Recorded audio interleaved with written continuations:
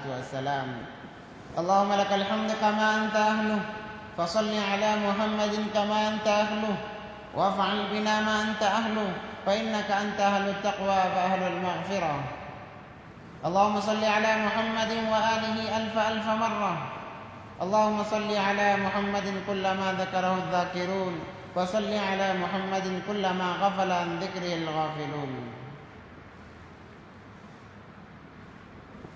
محترم و معزز سامعین کرام، بزرگان دین، اللہ تبارک و تعالیٰ کا بڑا احسان و فضل و کرم ہوا کہ اللہ تبارک و تعالیٰ نے ہمیں ایک موقع اپنے خلیل کی سنت کو زندہ کرنے کے لیے ہم تمام کو باقی رکھا ہے. یہ ایام خصوصی اعتبار سے حج کے ایام میں شمار ہوتے ہیں. جو مخصوص ایام حج کے بتائے گئے ہیں ان دنوں میں یہ شمار ہیں. اسی لیے ذی الحجہ کی پہلی تاریخ ہی سے اکابرین اللہ والے عبادتوں میں مشغول ہو جاتے ہیں. احادیث مبارکہ میں آتا ہے کہ ان ایام کا روزہ پچھلے سال کے گناہوں کو معاف کرنے کے لیے کافی ہو جاتا ہے. اگلے اور پچھلے سال کے گناہوں کی معافی کا کفارہ ایک ایک روزہ بن جاتا ہے. ان ایام کی بڑی فضیلت ہے، خصوصیت ہے، جسے اللہ تبارک و تعالیٰ نے قرآن پاک میں فرمایا والفجر ولیال عشر، والفجر ولیال عشر والشفع والوتر کا جو لفظ استعمال ہوا ہے، بعض مفسرین کرام فرماتے ہیں کہ اس سے مراد محرم کے 10 دن ہیں، اور بعض فرماتے ہیں ذی الحجہ کے 10 ایام ہیں، 10 دن ہیں. الغرض بڑے خصوصیت کے حامل یہ ایام ہیں. اللہ سے دعا ہے کہ اللہ تبارک و تعالی ہم تمام کو ان ایام میں خصوصی اعتبار سے اللہ کو راضی کرنے کے کام کرنے کی توفیق عطا فرمائے، اور یہ ایام ہمارے لیے ہدایت کا ذریعہ بن جائیں، ہماری نجات کا ذریعہ بن جائیں. اللہ تبارک و تعالیٰ ان ایام کو ذریعہ بنا کر دنیا میں بھی ہمیں کامیابی عطا فرمائے اور آخرت میں بھی کامیابی عطا فرمائے. الغرض گزشتہ جمعے میں نے حضرت ابراہیم علیہ السلام کے متعلق ان سے اللہ کی جو محبت ہے، اللہ سے جو انہیں محبت تھی، اللہ سے جو لگاؤ تھا، اللہ سے جو قرب تھا، اس کے متعلق چند باتیں ارشاد فرمائی. اس میں سے یہ کہ جب ابراہیم علیہ السلام کو آزمایا گیا، بڑے بڑے 5 آزمائشوں سے حضرت ابراہیم علیہ نبی جنا علیہ السلام کو گزرنا پڑا. اس میں سب سے پہلے یہ جب انہوں نے توحید کو بلند کیا، انہیں آگ کے اندر ڈالا گیا. وہاں پر توکل علی اللہ کی مثال حضرت ابراہیم علیہ السلام نے پیش کی کہ اللہ پر کیسے بھروسہ کیا جاتا ہے. پچھلے زمانے کے جو واقعات قرآن پاک میں موجود ہیں، صحابہ کے جو واقعات ہیں، یہ قصے کہانیوں کے لیے نہیں سنائے جاتے بلکہ عبرت لینے کے لیے سنائے جاتے ہیں. تو حضرت ابراہیم علیہ السلام کا جو آگ کا قصہ ہے، انہیں نمرود نے جب آگ میں ڈالا تو توکل علی اللہ کا جو معاملہ حضرت ابراہیم علیہ السلام نے پیش کیا، رہتی دنیا تک کوئی مثال کوئی انسان پیش نہیں کر سکتا. اس سے ہمیں 2 باتیں سمجھ میں آتی ہیں. سب سے پہلے یہ بات کہ ہر معاملے میں، ہر وقت میں ہمیں اللہ پر توکل کرنا چاہیے، اللہ پر اعتماد اور اللہ پر بھروسہ کرنا چاہیے، کیونکہ کرنے دھرنے والی ذات صرف تنہا اللہ کی ہے. مخلوق اگرچہ جتنا بھی دعویٰ کریں کہ ہم یہ کام کریں گے، وہ کام کریں گے، مخلوق وعدے پر قائم نہیں رہ سکتی، مگر اللہ ہمیشہ وعدے پر قائم رہتے ہیں. مخلوق کے وعدے جھوٹے ہیں، دنیا داروں کے وعدے جھوٹے ہیں، مگر اللہ کا، رسول اللہ صلی اللہ علیہ وسلم کا وعدہ کبھی جھوٹا نہیں ہو سکتا. تو ہمیشہ ہمیں اللہ پر اعتماد رکھنا چاہیے، جیسے ابراہیم علیہ السلام نے اعتماد رکھا اللہ پر کہ بظاہر ہمیں نظر آ رہی ہے، آگ نظر آ رہی ہے، پتہ ہے کہ آگ جلانے کی قدرت رکھتی ہے، مگر ابراہیم علیہ السلام نے کہا جب تک اللہ نہ چاہیے آگ کوئی نقصان نہیں پہنچا سکتی۔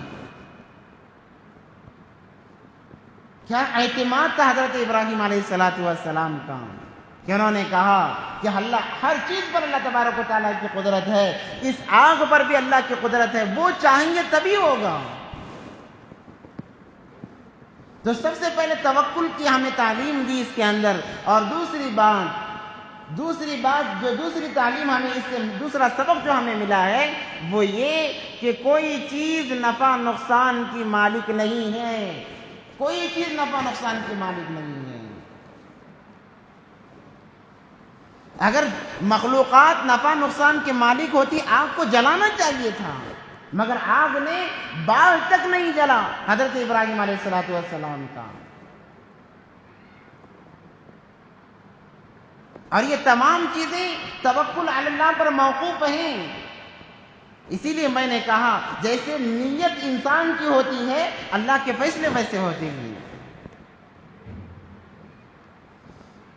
کتابوں میں لکھا ہے کہ اتنی زبردست آگ دہکائی گئی، اگر پرندہ بھی جاتا تو جل کر اس آگ میں گر جاتا۔ اس بات سے ہمیں یہ بات ثابت ہو گئی کہ اللہ تبارک و تعالیٰ اگر چاہیں تبھی کوئی چیز نقصان پہنچا سکتی ہے، اگر اللہ چاہے تبھی کوئی چیز ہمیں فائدہ پہنچا سکتی ہے۔ نفع نقصان کے مالک تو بس اللہ تبارک و تعالیٰ ہیں۔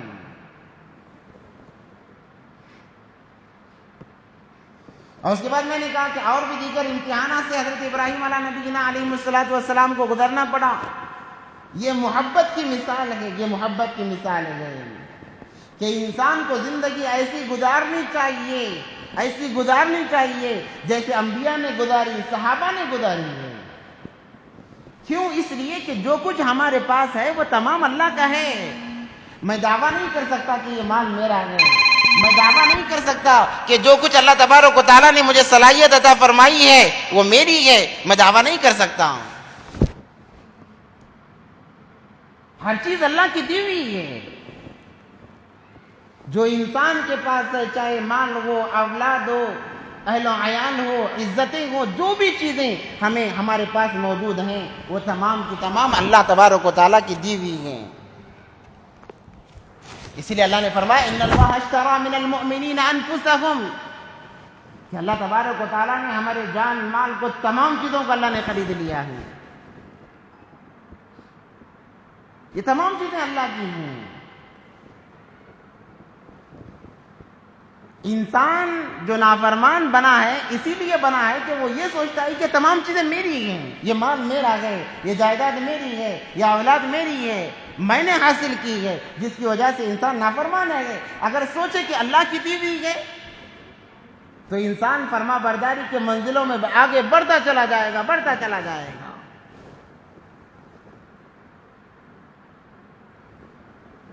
تو اللہ سے محبت انسان کے دل میں ہو۔ اللہ سے محبت کیوں؟ اس لیے کہ اللہ نے بن مانگے ہر ایک چیز ہمیں عطا فرما دی ہے۔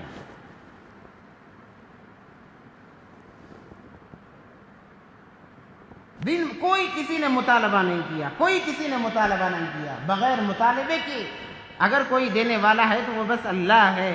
آج اسی کی نافرمانی ہو رہی ہے۔ اسی لیے کہا گیا کہ انسان بڑا جلد باز ہے، ہر فیصلہ جلد بازی میں کر لیتا ہے، انسان کے اندر صبر نہیں ہے۔ تو یہ تمام واقعات ہمارے لیے عبرت کا مقام ہے کہ ہم ذرا ٹھہریں اور سوچیں کہ یہ واقعات کیوں پیش آئے اور ہمارے لیے اس کے اندر کیا سبق ہے۔ تو اللہ تبارک و تعالیٰ نے حضرت ابراہیم علیہ السلام کو آزمایا، جب وہ آزمائش میں کھڑے اترے یعنی کامیاب ہوتے چلے گئے، اللہ نے انہیں امام بنایا۔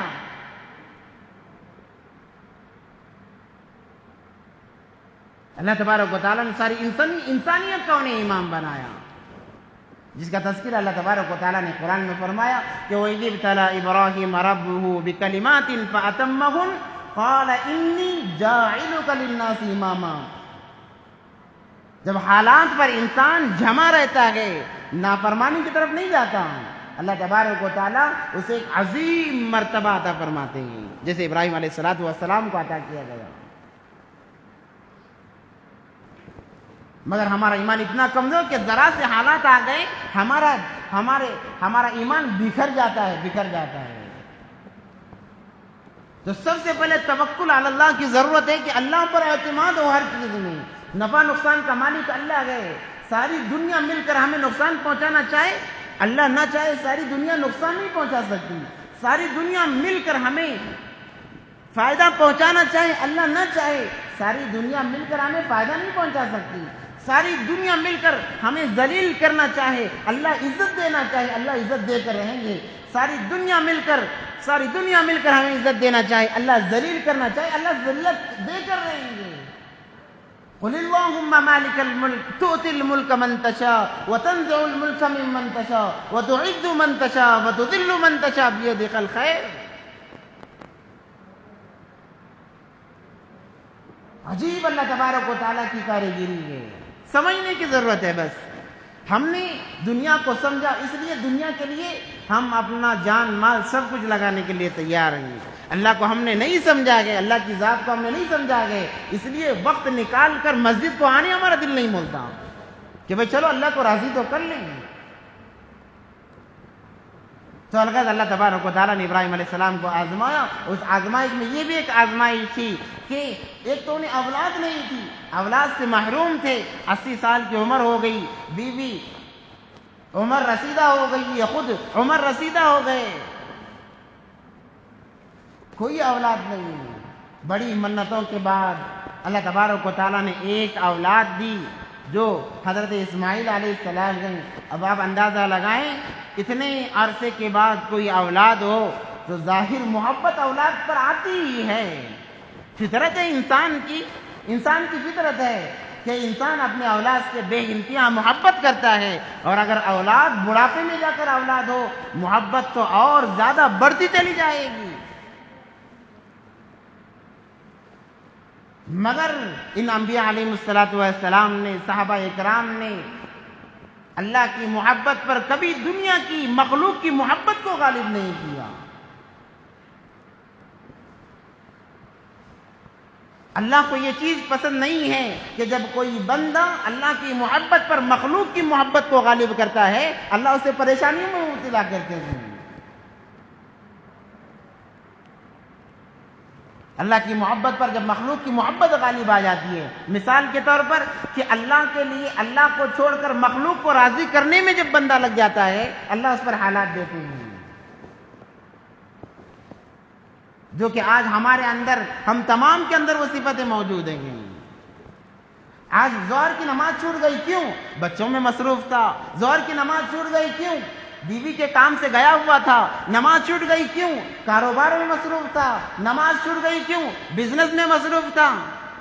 تو گویا اللہ کی محبت پر ہم نے مال کو ترجیح دی ہے، بیوی بچوں کو ترجیح دی ہے، ہماری زندگیاں کہاں سے سدھریں گی؟ حق تو یہ تھا کہ جب اللہ بلاتے، ندا آتی اللہ اکبر، کاروبار کو چھوڑ دیتے، بیوی بچوں کو چھوڑ دیتے، اہل و عیال کو چھوڑ دیتے، اللہ کی طرف آ جاتے۔ حق تو یہ تھا۔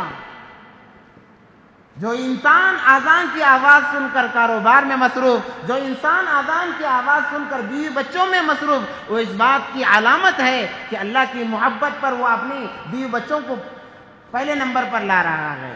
کاروبار میں مصروف ہے تو اس کی علامت یہی ہے کہ اللہ کی محبت پر وہ کاروبار کو لا رہا ہے، مقدم کر رہا ہے، جو کہ انسان کی بربادی کا ذریعہ بن جاتی ہے۔ تو جب اولاد ہوئی تو بظاہر انسان، وہ بھی انسان سے محبت غالب آ گئی، اتنی غالب نہیں آئی کہ اللہ کو بلا بیٹھے، ذرا لمحہ بچے کی طرف متوجہ ہوئے، فرشتوں نے کہا اللہ آپ تو کہتے ابراہیم خلیل ہیں، یہ دیکھو اپنے بچوں کے ساتھ کھیل رہے ہیں۔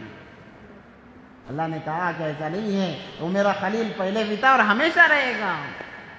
تو چلو آزما کر دیکھیں۔ اللہ نے کہا کہ اے ابراہیم جاؤ اپنے بیوی بچوں کو غیر ذی زرع میں، جہاں پر درخت کا کوئی نام و نشان نہیں، جہاں پر پانی کا کوئی نام و نشان نہیں، انسان کا دور دور تک کوئی نام و نشان نہیں، جاؤ وہاں اپنے بیوی بچوں کو چھوڑ کر آؤ۔ چھوٹا بچہ ہے، ابھی ابھی پیدائش ہوئی ہے، اللہ کی طرف سے حکم آیا مگر قربان جائیں، اللہ کا حکم اور یہ نہ بچا لائیں، ایسا ہو سکتا ہے؟ کہا کہ چلو چلنا گئے، چلتے گئے چلتے گئے چلتے گئے، کئی میل چلے گئے، ایسی جگہ دور جہاں تک نظر جاتی کوئی درخت نہیں نظر آتا، پانی کا تو نام و نشان نہیں، ریتیلی زمین ہے۔ جس جگہ اللہ تبارک و تعالیٰ نے انہیں اشارہ کیا، آج جہاں پر صفا مروہ کی سعی کی جاتی ہے، چکر لگائے جاتے ہیں، دوڑا جاتا ہے، وہ اس زمانے میں غیر ذی زرع جگہ تھی، یعنی وہاں پر انسانیت کا کوئی نام و نشان نہیں تھا۔ آبادی تو اس کے بعد میں ہوئی ہے، آبادی کی ابتدا حضرت اسماعیل سے ہوئی ہے۔ تو الغرض ایسے بیابان میں حضرت ابراہیم علیہ السلام اب ایک بیوی ہے اور ایک شیرخوار بچہ ہے، ان کو چھوڑ کر آ جاتے ہیں۔ جو سامان تھا اور صرف اکیلے نہیں اللہ کے حکم کو پورا کرنے میں مصروف، بیوی بھی ساتھ دے رہی ہے۔ آج کی بیوی کیا کرتی ہے؟ اگر شوہر نماز کے لیے تیار ہو جائے، بیٹھو جی بعد میں جاؤ گے تو کیا نماز پڑھتے ہیں۔ آج کی بیویوں کا یہ حال ہے، یا میں یوں کہوں تو بیجا نہیں ہوگا، زیادتی نہیں ہوگا، آج کے مرد کی جو نैیا ڈوب رہی ہے وہ بیویوں کی وجہ سے ڈوب رہی ہے کہ آج کی بیویاں مرد کا مال بھی ضائع کر رہی ہیں، ان کا ایمان بھی ضائع کر رہی ہیں، ان کے اعمال بھی ضائع کر رہی ہیں۔ جو عورتیں میری بات کو سن رہی ہیں وہ کان کھول کر سن لو، کل قیامت کے دن ان کا وبال بھی تم پر پڑنے والا ہے۔ اللہ پوچھیں گے، مؤذن اذان دے رہے تھے، تم بیٹھی سن رہی تھی، تم نے کیوں انہیں یہ حکم نہیں دیا؟ تم نے کیوں اپنی فرمائش نہیں کی کہ جاؤ آپ بھی جا کر نماز پڑھ کر آؤ؟ اگرچہ شوہر نہ مانے وہ بات الگ ہے، یاد دلانا تمہاری ذمہ داری تھی۔ جیسے کام پر جانے کے لیے تم یاد دلایا کرتی ہو، جیسے زیورات خریدنے کے لیے تم یاد دلایا کرتی ہو، اپنی ضرورتوں کو پورا کرنے کے لیے یاد دلایا کرتی ہو، نمازوں کے لیے بھی تمہیں یاد دلانا تھا، تم نے کیوں یاد نہیں دلایا؟ یہ تم سے پوچھو گی، کان کھول کر سن لیں۔ تو وہ بیوی بھی اللہ والی تھی، کہنے لگی آپ یہاں پر چھوڑنے کے جو آداب بتائے گئے کہ بات نہ کرنا، بتانا نہیں، کچھ بات نہیں کرنا ہے، جانا ہے، چھوڑ کر آ جانا ہے۔ جب ابراہیم علیہ السلام واپس مڑ کر جانے لگے تو بیوی نے کہا کہ یہ اللہ کا حکم ہے؟ انہوں نے صرف منڈی ہلائی، کہنے لگی جب اللہ کا حکم ہے بے فکر ہو کر چلے جائیے، میں ہوں، میرا اللہ ہے، بس میرے لیے یہ کافی ہے، یہ توکل ہے، یہ توکل ہے۔ جب جو سامان تھا، ساز و سامان تھا، کتنے دن آتا ساتھ میں، ختم ہو گیا، پیاس لگتی، بچہ روتا، پانی ماں نہ پیے تو دودھ کہاں سے آئے گا؟ دودھ نہ آئے تو بچہ کیسے برداشت کر سکتا ہے؟ آج بڑا برداشت نہیں کر سکتا، اس لیے تو روزوں سے جی چراتا ہے۔ یہ بھی ایک قسم کا چور ہے، آج کا مسلمان چور ہے، روزوں سے جی چراتا ہے، نمازوں سے جی چراتا ہے۔ بس چوری، کسی کا مال لوٹ گیا اسی کو چوری نہیں کہتے، یعنی روزے نہ رکھنا یہ بھی ایک قسم کی چوری۔ حدیث میں آتا ہے کہ سب سے بدترین چور وہ ہے جو نماز میں چوری کرے۔ اب آپ سمجھیں گے کہ نماز میں کیا چیز ایسی ہے جس میں چرایا جائے؟ تو کہا، یوں مراد دیا کہ جیسی نماز پڑھنا تھا ویسی نماز نہیں پڑھی، یعنی جیسے رکوع میں گیا سیدھا کھڑے ہوئے بھی نہیں تھے کہ سجدے میں چلے گئے، ایک سجدہ مکمل بھی نہیں ہوتا کہ دوسرا سجدہ کر لیا، یہ نماز کی چوری ہے۔ تو روزہ نہ رکھنا یہ روزے کی چوری ہے، زکوٰۃ نہ دینا یہ زکوٰۃ کی چوری ہے، قربانی کے ایام میں قربانی نہ دینا یہ قربانی کی چوری ہے۔ دنیا کی چوری دنیا کے لوگ نمٹائیں گے، دین کی چوری اللہ نمٹائیں گے۔ تو مال ساز و سامان ختم ہو گیا، اب لالے پڑنے لگے کہ اب کیا کیا جائے، اب کیا کیا جائے۔ ایک دن 2 دن گزر گئے، جب ماں برداشت سے باہر ہو گئی کہ قطرہ دودھ نہیں آ رہا ہے، بچہ بلک رہا ہے، بچے کی زبان باہر آ گئی پیاس کی وجہ سے، بھوک کی وجہ سے، تو ماں کی ممتا تو بہت اعلیٰ ہوتی ہے، ماں کو برداشت کے باہر ہو گیا، تو ماں پریشانی کے عالم میں، 2 پہاڑ تھے، ایک صفا ایک مروہ، 2 پہاڑ تھے، تو ماں دوڑ لگائی حضرت حاجرہ نے، کبھی صفا پہاڑ پر دوڑتی اور چڑھ کر دیکھتی کوئی انسان نظر آئے تو کوئی پانی کا انتظام کر لوں، اور جب بچے کی آواز آتی دوڑ کر بچے کے پاس آتی، اور بچے کی حالت دیکھ کر پھر رہا نہیں جاتا، پھر صفا پہاڑی پر دوڑ لگاتی اور وہاں جا کر چڑھ کر دیکھتی کوئی انسان ہو تو کچھ انتظام کر لوں،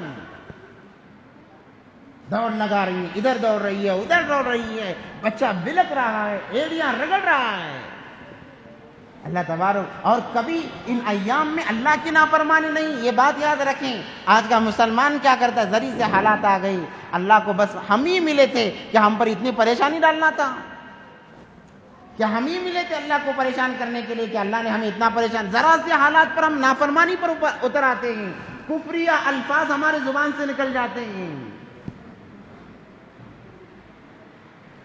وہاں بچہ بلک رہا ہے، کھانے کا نظام نہیں، پانی کا نظام نہیں، مگر اف تک نہ نکلا زبان سے، دوڑ رہی ہیں، اللہ کو یہ عادت پسند آئی، اللہ تبارک و تعالیٰ نے جبرائیل امین کو بھیجا، جبرائیل امین آئے اور ایک پر مارا، ان کے ایڑیوں کے نیچے سے پانی ابلنے لگا، جہاں پر پانی کا کوئی نام و نشان نہیں تھا، جسے ہم آب زمزم کہتے ہیں، اور یہ اس پانی کو زمزم کا نام کیوں دیا گیا؟ دوسرا بھی تو نام دے سکتے تھے، تو جیسے ہی جبرائیل علیہ السلام نے پر مارا اور ایڑیوں سے پانی کا چشمہ ابھرنے لگا، وہ تو صفا کے پہاڑی پر موجود تھی، انہیں پانی نظر نہیں آ رہا تھا، جب کوئی انسان نظر نہیں آیا تو دیکھا کہ بچے کے رونے کی آواز کم ہو گئی، دوڑ کر آئی، آ کر دیکھا تو پانی کا چشمہ ابھر رہا ہے، پانی بہ رہا ہے، تو فوراً انہوں نے یہ کیا کہ ایک باندھ کی طرح باندھ کر پانی کو رکانا چاہا، مگر وہ اللہ کی طرف سے تھا، وہ کہاں سے رکتا، جب پانی رکنے کا نام و نشان نہ لیتا تو ان کے زبان سے نکل پڑا کہ زم زم زم زم زم زم، تو اس کا نام آب زمزم پڑ گیا۔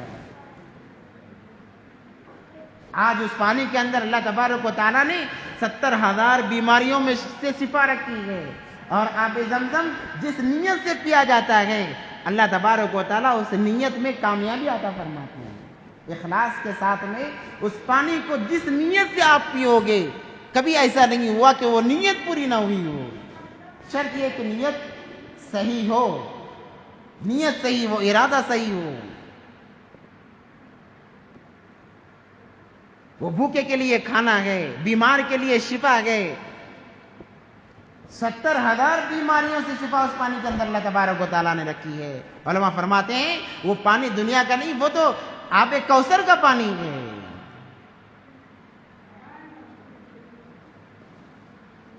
تو الغرض ایک نظام چلا، وہاں سے آبادیاں بڑھی، جب بچہ کچھ بڑا ہو گیا، امام قرطبی رحمت اللہ علیہ نے اپنی کتاب میں لکھا ہے، تفسیر قرطبی، اس کے اندر لکھا ہوا ہے کہ جب بچہ بڑا ہو گیا، حضرت اسماعیل بڑے ہو گئے، بولنے کے قابل، چلنے پھرنے کے باپ کے ساتھ قابل، کیونکہ حضرت ابراہیم کبھی کبھار آ جایا کیا کرتے تھے ملاقات کے لیے، جب یہ کچھ بڑے ہو گئے، باپ کی انگلی پکڑ کر چلنے لگے، باپ کے کام میں ہاتھ بٹانے کے قابل ہو گئے،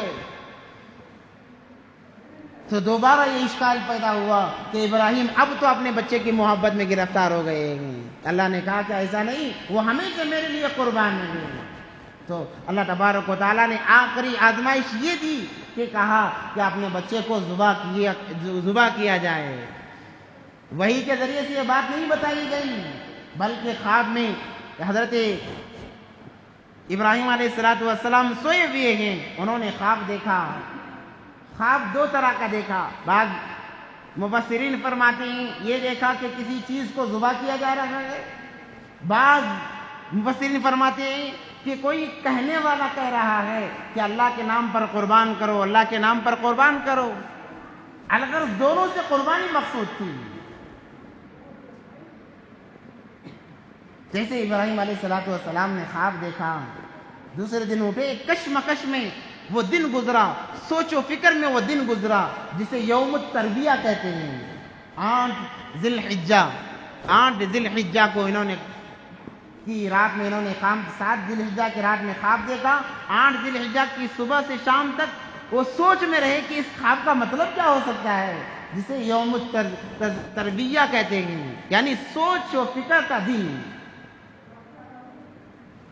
ایک دن گزرا، دوسرے دن سوئے، پھر وہی خواب ہیں، جب صبح کی تو پہچان لیا کہ اللہ تبارک و تعالیٰ قربانی چاہتے ہیں۔ اب پتہ نہیں کہ کس کی قربانی ہے، کس چیز کی قربانی ہے۔ بس ان فرماتے ہیں کہ انہوں نے 100 اونٹوں کو ذبح کیا، جسے یوم عرفہ کا دن کہا جاتا ہے۔ یوم عرفہ کا دن، یعنی اب وہ پہچان لیے کہ میرے خواب کی کیا تعبیر ہے۔ عرفہ یعرف پہچاننے کو کہتے ہیں، یوم عرفہ پہچاننے کے دن کو کہتے ہیں۔ انہوں نے پہچان لیا کہ اللہ قربانی چاہتے ہیں، تو انہوں نے 100 اونٹوں کی قربانی دی۔ جب تیسرے دن پھر سوئے ہیں، پھر وہی خواب پڑا ہے۔ کوئی کہنے والا کہہ رہا ہے کہ اے ابراہیم، اپنے جو تمہیں سب سے زیادہ جو چیز محبوب ہے، اس چیز کی قربانی دو اللہ کے نام پر۔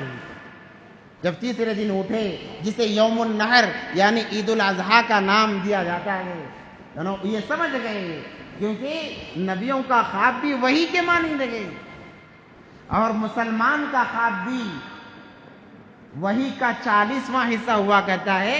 اسی لیے اپنے اچھے خواب کسی کو نہ بتایا کریں اور نہ برے خواب بتائیں۔ اگر بتانا ہی ہے تو کسی اللہ والے سے رابطہ کرے، یا کسی عالم سے جو معتبر ہو، جو ہمارے خواب کی صحیح تعبیر دے سکے، ایسے انسان سے ہمارا خواب معلوم کریں۔ خواب کے ذریعے سے بعض مرتبہ اللہ بڑے بڑے بشارتیں عطا فرماتے ہیں، ہمیں سمجھ میں نہیں آتا۔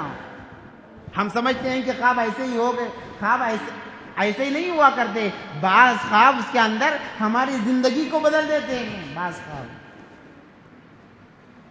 حضرت یوسف علیہ السلام کا قصہ مشہور کہ بادشاہ نے خواب دیکھا کہ 7 گائیاں ہیں جو دبلی پتلی ہیں، اور 7 گائیں موٹی تازی ہیں، اور موٹی تازی گائیں دبلی پتلی گائیوں کو کھا رہی ہیں۔ عجیب خواب تھا۔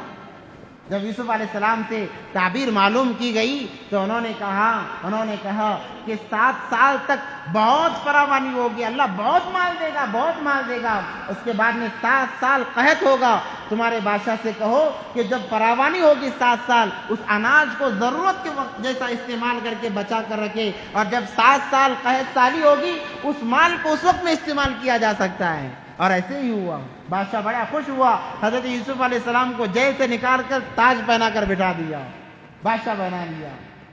تو یہ خواب کی تعبیر ہوتی ہے۔ کتابوں میں ایک واقعہ لکھا ہوا ہے کہ ایک انسان نے خواب دیکھا، وہ دیکھ رہا ہے خواب میں کہ وہ ہوا میں اڑا ہوا ہے، ایک پیر اس طرف مشرق کی طرف ہے اور ایک پیر مغرب کی طرف ہے، اور وہ یوں بیٹھا ہوا ہے، کھڑا ہوا ہے خواب میں۔ تو یہ پریشان ہو گیا کہ بھئی اس کا ماجرا کیا ہے، عجیب خواب میں نے دیکھا ہے۔ اسی سوچ میں جا رہا تھا کہ کوئی پادری یا کوئی پنڈت مل گیا، اس سے پوچھ لیا کہ میں نے ایسا خواب دیکھا ہے۔ اس نے کہا اچھا تو نے ایسا خواب دیکھا ہے، یہ تو بہت برا خواب تھا۔ انہوں نے کہا کہ کیا تعبیر اس کی ہے؟ کہنے لگا کہ ایک وقت ایسا آئے گا کہ چند لوگ تیرا یہ پیر کو پکڑیں گے، آدھے لوگ اس پیر کو پکڑیں گے، اور تجھے بیچ میں سے چیر دیا جائے گا۔ یہ پریشان ہو گیا کہ بھئی ایسا خواب تھا، اور ان صاحب نے تو اور زیادہ ڈرا دیا۔ اور اگر اسی سوچ میں جا رہا تھا، ایک اللہ والے ملے، ایک عالم صاحب ملے، انہوں نے پوچھا کہ کیوں پریشان ہو؟ کہنے لگا کہ میں نے خواب دیکھا ہے اور اسی طرح خواب دیکھا ہے۔ انہوں نے پوچھا کسی کو بتایا تو نہیں؟ کہنے لگا کہ ابھی بتا کر آیا ہوں۔ خواب جب انسان کو گرتا ہے اور اس خواب کی تعبیر کسی کو پوچھ لی جاتی ہے، کسی کو خواب بتا دیا جاتا ہے، اور اس انسان کے زبان سے جو الفاظ نکلتے ہیں وہ الفاظ صحیح ہو جاتے ہیں، ورنہ کسی کو بتا ہی نہیں۔ اگر ڈراؤنا خواب دیکھا تو استغفار کریں، اچھا خواب دیکھا ہے تو اللہ کا شکر ادا کریں۔ اچھا ہے تو ہمارے لیے اچھا ثابت ہوگا، برا ہے تو اللہ اس کو ٹال دیں گے استغفار کی وجہ سے۔ تو انہوں نے کہا کہ تیرے خواب کی غلط تعبیر کی گئی ہے. ایک وقت ایسا تیری زندگی میں آنے والا تھا کہ تو مشرق سے لے کر مغرب تک، شمال سے لے کر جنوب تک تو حکومت کرنے والا تھا، تجھے اللہ بادشاہ بنانے والے تھے، مگر افسوس کہ کسی نے غلط تعبیر کر دی، اب تیری موت ایسے ہی ہوگی. چند دن نہیں گزرے تھے کہ کسی چوری کے الزام میں اسے لوگ بھگاتے بھی آئے اور پکڑ کر ویسے ہی اسے مار دیا. تو خواب کے ذریعے سے انسان کئیوں کی زندگیاں بدل جاتی ہیں، اور خواب ہی کی وجہ سے کئیوں کی زندگیاں تباہ و برباد ہو جاتی ہیں. اسی لیے کہا ایمان والے کا خواب نبوت، ایمان والوں کا خواب نبوت کا 40واں حصہ ہوا کرتا ہے. تو یہ سمجھ گئے کہ اللہ یہ چاہتے ہیں، اور انہوں نے سوچا کہ مجھے سب سے زیادہ جو محبوب چیز ہے میرے نزدیک میری اولاد ہے. تو انہوں نے بیٹے کو تیار کیا، جس کا قرآن میں بڑی تفصیل سے ذکر کیا گیا ہے. فلما بلغ معه السعي قال يا بني انی ارى في المنام انی اذبحك، کہ اے میرے بیٹے میں نے خواب دیکھا ہے انی اذبحك، کہ میں تجھے ذبح کر رہا ہوں. فانظر ماذا ترى، اب بتا تیری کیا رائے ہے، تو کیا کہتا ہے. دنیا کے اندر یہ عظیم شخصیات گزری ہیں، اور کہ باپ بیٹے سے اب اس کی تمنا پوچھ رہا ہے کہ بتا تیری تمنا کیا ہے، میں نے تو خواب میں یوں دیکھا ہے، تو کیا کہتا ہے. تو بیٹا بھی نبی کا بیٹا تھا، وہ بھی اسماعیل، جن کی نسل میں سرور کونین حضرت محمد مصطفیٰ صلی اللہ علیہ وسلم تشریف لانا تھا، وہ تھے. وہ کہنے لگے یا ابتی، اے میرے ابا، افعل، کر گزرو، ما تؤمر، جو کچھ آپ کو حکم دیا گیا ہے. ستجدنی انشاء اللہ من الصابرین، آپ مجھے صبر کرنے والوں میں سے پاؤ گے. ہے کوئی آج کی اولاد کہ باپ کے کہنے پر یہ کہے کہ آپ جو میرے لیے فیصلہ کریں ابا جی، وہ میرے لیے حتما فیصلہ، اب جو فیصلہ کرنا ہے کر لیں. کوئی اولاد آج؟ اور یہاں پر باپ بتا رہے ہیں کہ میں تجھے ذبح کر رہا ہوں. فانظر ماذا ترى، بتا اب تیری کیا رائے ہے. بیٹے نے کہا افعل ما تؤمر ستجدنی انشاءاللہ من الصابرین، آپ مجھے بھاگنے والوں میں سے نہیں بلکہ صبر کرنے والوں میں سے پاؤ گے. باپ بیٹے کا مشورہ ہوا. ابراہیم علیہ السلام نے حضرت اسماعیل کو نہلایا، نئے کپڑے پہنائے، اور ایک چاقو لی اور ایک رسی لے لی، اور بیوی سے کہا کہ ہم فلاں جگہ جا کر آتے ہیں، کچھ لکڑیاں وغیرہ لے کر آتے ہیں، یا کسی فنکشن کو جا رہے ہیں، یا کسی جگہ جا رہے ہیں. یہ کہہ کر نکلے. تو جب یہ چلے، دو لوگ جب چلے تو شیطان کو بڑا ایک صدمہ پہنچا. وہ پریشان ہو گیا کہ یہ تو اللہ کے حکم کو بجا لانے کے لیے جا رہے ہیں، اب کیا کیا جائے. تو سب سے پہلے شیطان بھاگا اما ہاجرہ کے پاس میں. اسی لیے کہا جاتا ہے کہ عورت شیطان کے تیروں میں سے سب سے پہلی اور سب سے خطرناک تیر ہے. جتنے فتنے وجود میں آئے ہیں یا آئیں گے وہ عورت ہی کے ذریعے سے آئیں گے. اور اس کا توڑ یہ نہیں کہ بھئی عورتیں یہ سمجھیں کہ بھئی فتنے کی جڑی ہم ہیں، ایسا نہیں ہے. اور جتنے بڑے بڑے فتنوں کا خاتمہ ہوگا وہ بھی عورت ہی کے ذریعے سے فتنوں کا خاتمہ ہوگا. دونوں چیزیں ہیں.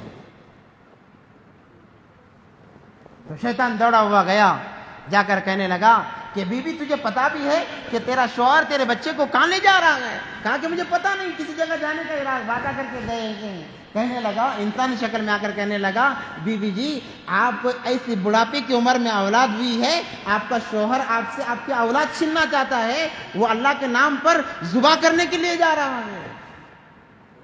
انہوں نے کہا کہ کیوں؟ تو شیطان کہنے لگا کہ انہوں نے ایک خواب دیکھا اور اس خواب کو وہ صحیح سمجھ بیٹھے اور اللہ کے نام پر قربان کرنے جا رہے ہیں. جب بی بی نے سنا کہ انہوں نے خواب دیکھا ہے اور اس خواب کو پورا کرنے جا رہے ہیں تو کہنے لگے مجھے کوئی فکر نہیں ہے، اگر اللہ کی طرف سے اشارہ ہے تو میرے ایسے 1000 بیٹے اللہ کے لیے قربان ہیں. ناکام ہو گیا. شرمندگی اٹھاتے ہوئے اب سوچا کہ اب کیا کیا جائے، اب کیا کیا جائے، اب کیا کیا جائے، وہاں سے دھتکار کر بھگا دیا گیا۔ تو اس نے سوچا کہ چلو بچے کو بہکاتے ہیں، بچے کو بہکاتے ہیں۔ دوڑا ہوا بچے کے پاس آیا، کیونکہ ذرا فاصلہ تھا، ان کے باپ آگے تھا، بچہ پیچھے تھا۔ جا کر کہنے لگا بیٹا تجھے پتا بھی ہے تیرے ابو تجھے کہاں لے جا رہے ہیں؟ کہنے لگا کہاں لے جا رہے ہیں؟ وہ تجھے ذبح کرنے لے جا رہے ہیں۔ اس بچے نے کہا کیوں؟ اللہ نے انہیں خواب میں بتایا ہے۔ جب بچے نے اللہ کا نام سنا، حضرت اسماعیل نے کہنے لگے کہ اللہ کا حکم ہے، میں اپنے ہزاروں جانیں قربان کرنے کے لیے تیار ہوں، تو مردود شیطان ہے نکل جا۔ وہاں سے انہوں نے اٹھا کر کنکریاں ماری۔ جب حاجی جاتا ہے حج کرنے کے لیے 3 جگہ کنکریاں ماری جاتی ہیں، 3 جگہ، وہ یہی جگہ ہیں۔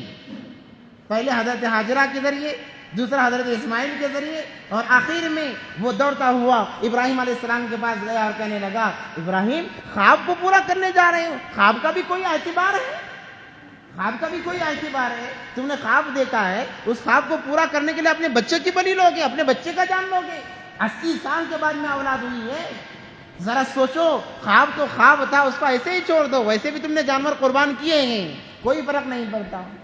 ابراہیم علیہ السلام نے دھتکارا، کہا کہ مردود نکل جا، میرے کام میں رکاوٹ بننے کے لیے آیا ہے۔ انہوں نے کنکریاں ماری، 7 کنکریاں ماری، جو کہ یہ تمام ارکان حاجی کے لیے ضروری، اگر ایک رکن بھی چھوٹ جائے حج مقبول نہیں، حج قابل قبول نہیں ہے۔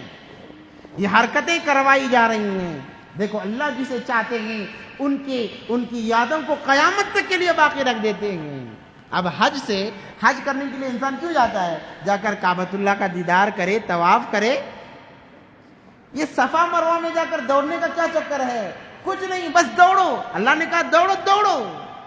اللہ کہتا ہے میری بندی کی یاد کو میں تازہ رکھنا چاہتا ہوں، اس لیے تم پر دوڑنا واجب ہے، نہیں دوڑو گے دم دینا پڑے گا، حج قابل قبول نہیں ہوگا۔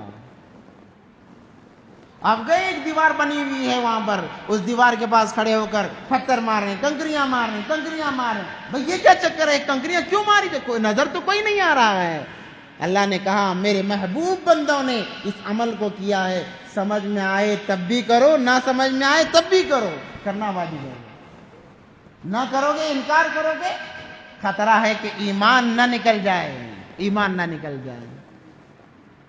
تو الغرض ابراہیم علیہ السلام اپنے بچے کو لے کر چلے، لے کر جانے کے بعد میں وہاں پر جیسے بچے کو سوال و جواب، دوبارہ سوال و جواب ہوئے، بچے نے کہا افعل ما تؤمر، آپ کر گزریے جو کچھ کرنا گئے، ستجدنی انشاءاللہ من الصابرین، آپ مجھے صبر کرنے والوں میں سے پائیں گے، آپ بے فکر رہیے، قربان کر دیجیے۔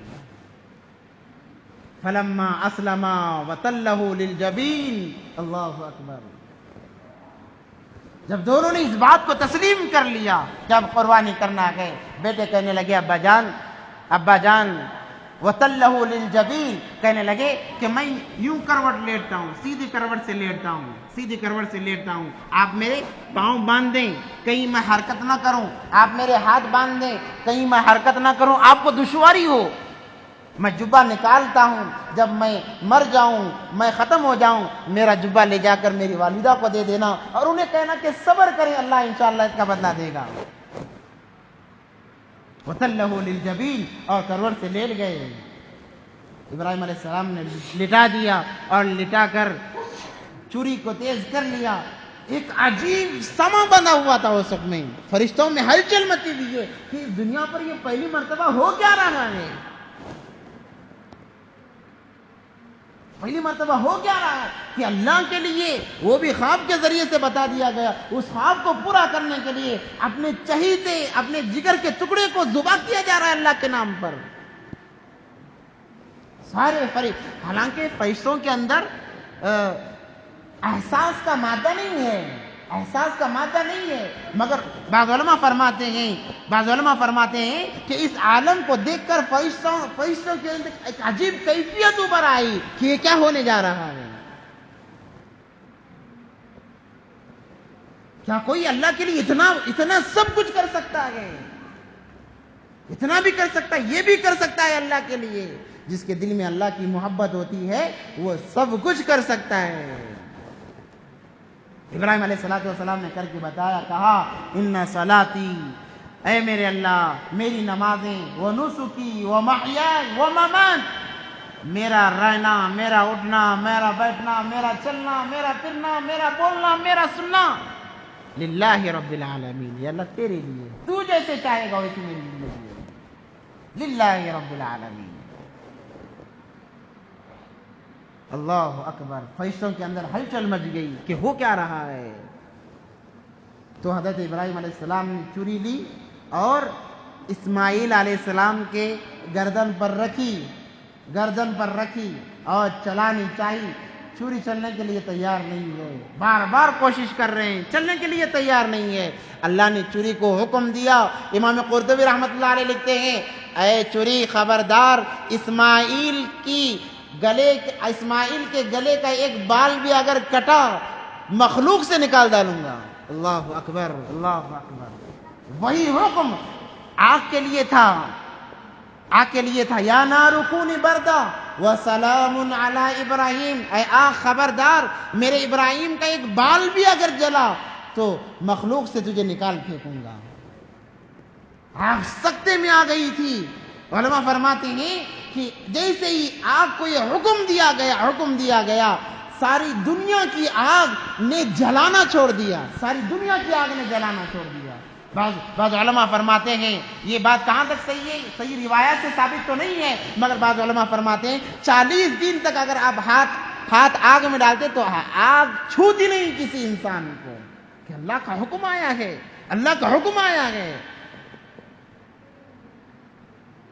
اللہ نے چوری کو کہا کہ خبردار، اگر ایک بال بھی کٹا تو مخلوق سے نکال ڈالوں گا۔ چوری مجبور ہے، ابراہیم زور لگا رہے ہیں، کرنے کا نام و نشان نہیں۔ جب اسماعیل علیہ السلام نے دیکھا، کہنے لگے ابا جان شاید آپ کو تکلیف ہو رہی ہے، آپ اپنے آنکھوں پر پٹی باندھ دیجئے۔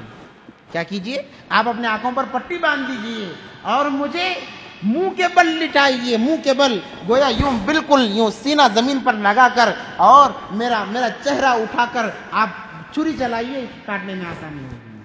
ابراہیم علیہ السلام نے انہیں لٹھایا، یہ بال پکڑ کر منڈی اٹھائی اور چوری گلے پر رکھی اور کہنے لگے اللہ اب تو تو راضی ہے نا، میں تیرے نام پر ذبح کرنے جا رہا ہوں۔ اللہ اکبر۔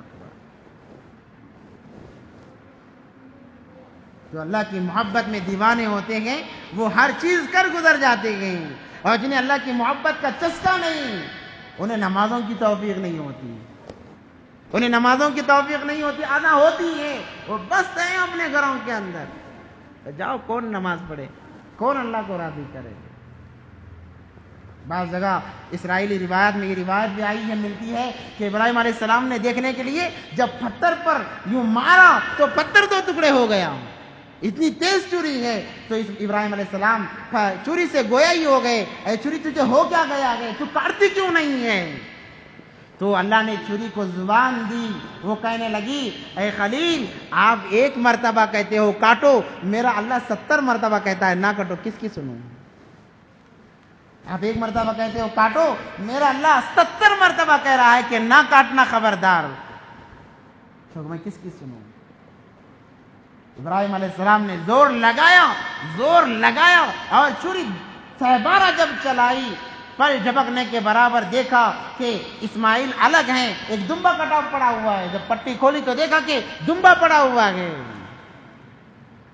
اور ندا آ رہی ہے۔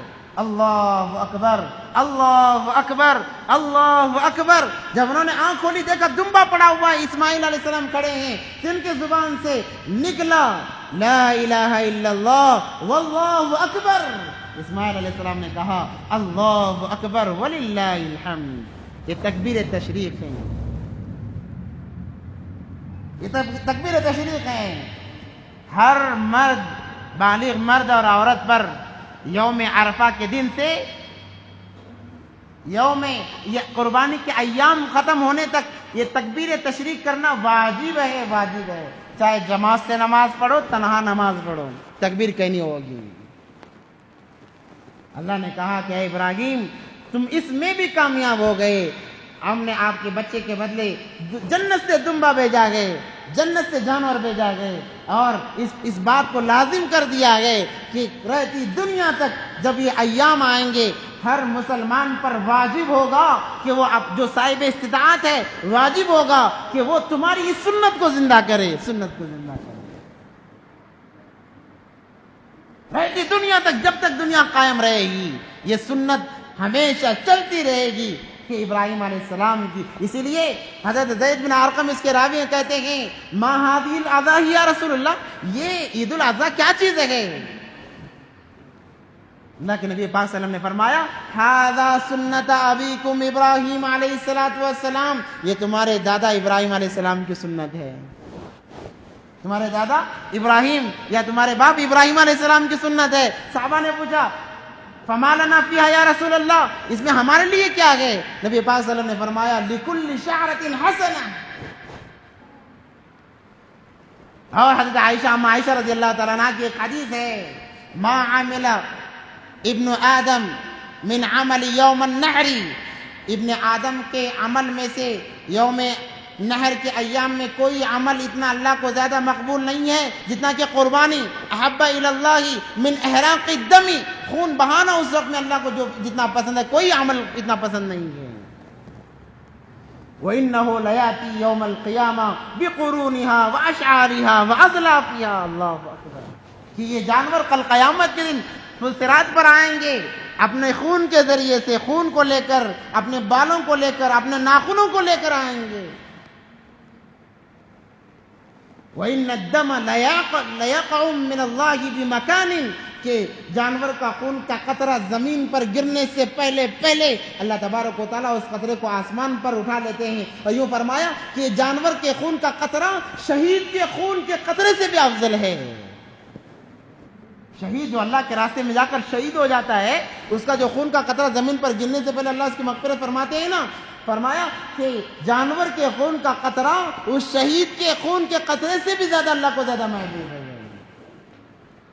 فَطِيبُوا بِهَا نَفْسًا، اپنی طرف سے اللہ کے نام پر قربانی دے دو تاکہ یہ سنت زندہ رہے. ہم ایماندار ہونے کی یہ علامت ہم دے سکیں کہ اللہ ہم بھی ایمان والے ہیں، ہم بھی ایمان والے ہیں، ہم بھی تجھ سے محبت کرنے والے ہیں. شرط تو یہ تھی، کہا ابراہیم نے تو اپنے اولاد کو ذبح کرنے کا ٹھانا تھا، اسی لیے علماء فرماتے ہیں کہ جانور کو قربانی کے 5-6 دن پہلے خریدو اور اس سے اپنا انس پیدا کرو، اپنا لگاؤ اس سے بڑھاؤ، جانوروں سے انس پیدا کرو، انسیت پیدا کرو. تمہارے بلانے پر آئے، تمہیں جب دیکھے تو وہ مچائے، ہلچل مچائے اس کے دل کے اندر، وہ تمہارے قریب آنے کی کوشش کرے. ایسا جانور سے اپنا دل لگاؤ. اور جب قربانی کا دن آئے، یوم النحر یعنی عید الاضحیٰ، نماز پڑھ کر آؤ تو آ کر اس جانور کو لٹاؤ اور دل میں کہو یا اللہ تیرے ابراہیم نے اپنے بیٹے کو لٹایا تھا، اے اللہ یہ جانور میرے بیٹے جیسا ہے، میں اسے تیرے راہ میں قربان کر رہا ہوں. چھری چلاؤ، اللہ کو کتنا پیار آئے گا. اللہ اکبر. مگر ہم چند پیسوں کے خاطر، چند کوڑیوں کے خاطر ایسی عظیم الشان نعمت کو ٹھکرا دیں کہ بھئی آج اس بار قربانی نہیں ہوگی، اس بار قربانی نہیں. یہ بہانے بازی نہ کریں. نبی پاک صلی اللہ علیہ وسلم کی حدیث ہے من کان لہ اسعۃ فلم یضحی، جس کے پاس استطاعت ہے قربانی دے سکتا ہے، جانور قربان کر سکتا ہے، فلم یضحی، وہ قربانی نہ کرے، فلا تقربن یا فلا یقربن مصلانا، وہ ہمارے مصلی کے قریب نہ آئے، نماز کے قریب نہ آئے، نماز نہ پڑھے، وہ جو طاقت کے باوجود قربانی نہ دیں. اور بعض مرتبہ یہ ہوتا ہے کہ چند مسائل بھی میں آپ کو بتا دوں، بعض مرتبہ یہ ہوتا ہے کہ گھر کے اندر بہت سارے افراد ہوتے ہیں اور تقریباً ان لوگوں پر قربانی واجب ہوتی ہے، مگر کوئی ایک آدمی قربانی دے دیتا ہے، کہتے ہیں کہ بھئی ہمارے گھر کی طرف سے ہو گیا، یہ قربانی جس نے دی ہے اس کے طرف سے ادا ہو گیا، آپ پر ابھی باقی ہے. گھر میں اگر 4 افراد ہیں، 4 افراد کی طرف سے ایک قربانی قابل قبول نہیں ہے، جس نے دی ہے اس کا حق ادا ہو گیا، ابھی تو آپ باقی ہیں، آپ اپنے نام سے الگ قربانی دیں. اگر بڑا جانور قربان کیا جا رہا ہے تو اس کے اندر 7 حصے لے سکتے ہیں. اگر ایک جانور قربان کر رہے ہیں تو پورے گھر کی طرف سے ایک جانور قربان نہیں کیا جا سکتا. اور بعض حضرات یہ سوال کرتے ہیں کہ بھئی ہم پہلی مرتبہ قربانی دے رہے ہیں تو کس کے نام پر، اللہ کے نام پر یا نبی کے نام پر دیں؟ بھئی ہر جانور کو اللہ کے نام پر قربان کرنا ہے، اور قربانی واجب نبی پر نہیں، ہم پر واجب ہے. ہاں نبی پاک صلی اللہ علیہ وسلم کا ہم پر حق سب سے زیادہ ہے، وہ بات الگ ہے، تو اور ایک قربانی کرو جو اللہ کے نبی کے نام سے ہو، مگر سب سے پہلے مقدم اپنے اوپر جو واجب ہے اس کی ادائیگی کرو، اس کی ادائیگی کرو. کہ پہلے اپنے نام سے دو، اس کے بعد نبی کے نام سے دو۔ اگر اللہ نے استطاعت دی ہے مرحومین کے نام سے دو، کوئی بات نہیں، مگر پہلی مرتبہ دے رہے ہیں یہ کہہ کر نبی کے نام پر دینا، نبی کے نام پر دینے سے قربانی تو ہو جاتی ہے، آپ پر سے جو واجب ہے وہ ساقط نہیں ہوتا، وہ باقی رہتا ہے۔ اس لیے مقدم اپنے آپ کو کریں، مقدم اپنے آپ کو کریں، اور ہٹا کھٹا جانور خریدیں، عیبدار جانور نہ ہو، عیبدار جانور نہ ہو، مضبوط جانور ہو، ایسے جانوروں کی قربانی دیں جسے دیکھ کر لوگ پسند کریں۔ اور جانور خریدنے کے بعد جب قربانی ہو جاتی ہے، مختصر بات بتا کر اپنی بات ختم کر رہا ہوں کہ لوگ یہ سوچتے ہیں کہ بھائی ہم نے قربانی دے دی اب سب کچھ ہمارا ہے، ایسا نہیں ہے، بلکہ جب جانور قربان کرو اس کے 3 حصے کیے جائیں، اس کے 3 حصے کیے جائیں، ایک حصہ اپنے لیے رکھیں، ایک حصہ اپنے رشتہ داروں کے لیے، اور ایک حصہ غریبوں کے لیے متعین کریں، غربا میں تقسیم کریں۔ ہو سکتا ہے ان کے پاس استطاعت نہیں ہے، وہ قربانی سے محروم ہیں، تو ہم جا کر گوشت پہنچائیں ان کے پاس میں جا کر، یہ ہمارا حق ہے، اللہ نے ہمیں طاقت دی ہے، ہمارا حق ہے، بلا کر نہ دیں، خود چل کر جا کر دیں۔ آج کل ایک رواج عجیب بنا ہوا ہے کہ بازو گھر سے ذرا گوشت آیا تو یہ انہیں دے کر بھیجتے ہیں، بھائی جو مستحق ہے ان کے پاس جاؤ، یہ ضروری نہیں کہ بھائی اڑوس پڑوس میں ہی اپنا گوشت تقسیم کرو، کہ یہاں سے دیا ایک ہاتھ سے دیا ایک ہاتھ سے لے لیا، ایک ہاتھ سے دیا ایک ہاتھ سے لے لیا، یہ کون سا تقسیم کا طریقہ ہے؟ یہ طریقہ نہیں ہے، آپ غریبوں کو تقسیم کرو، غریبوں کو تلاش کرو اور ان کے گھروں تک جا کر حصہ دو کہ یہ تمہارا حصہ ہے۔ اپنے قربانی کے جانوروں میں غریبوں کا حصہ متعین کرو۔ وہی معاملہ ہوتا ہے 10-15 گلی میں گھر ہوتے ہیں، یہاں سے گیا